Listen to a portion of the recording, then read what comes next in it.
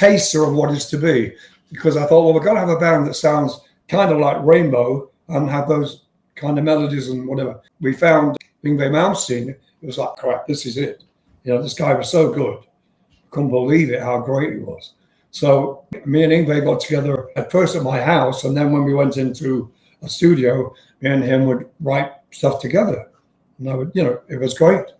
He was just an incredible player and very inventive, you know, with his arrangements for songs. So that was really when I got down to writing stories about whatever. Hiroshima, you know. Yeah, I was going to ask you about Hiroshima Mon Amour. Like, where did that come from? Well, when I was at school, I saw a movie called Hiroshima Mon Amour, a black and white movie. I was in the film society at school.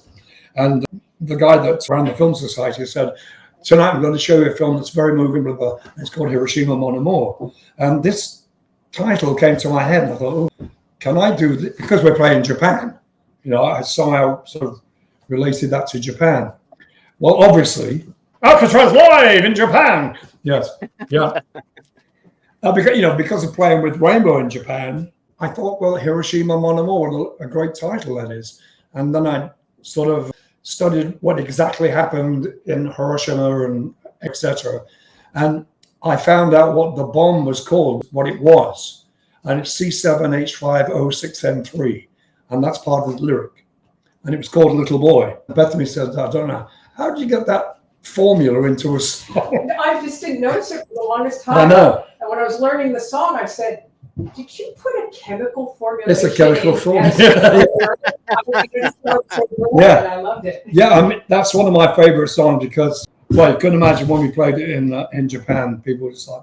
I've always been enamored with the idea of Japan and how, you know, Western music, it's received so well compared to like some other places. Like, you know, what doesn't work in the US can work in Japan. Right. What works in the US might not work there. It's all like the geographic thing.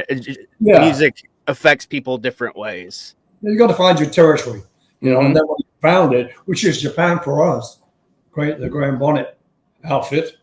Yeah. You know, it's when you got the first time I went there, it was like Beatle time. You know, it was incredible. And the first time we went with Alcatrazz, it was the same thing. Yeah. People coming out of the woodwork, you know, calling out your names, Yngwie, Graham, you know, etc. Not so much the other guys, just me and Yngwie. Well, the other guys are important, you know. No, you know. But it was a great time. But I didn't expect it because we got a gold album when we went to Japan, and it was Alcatrazz gold album.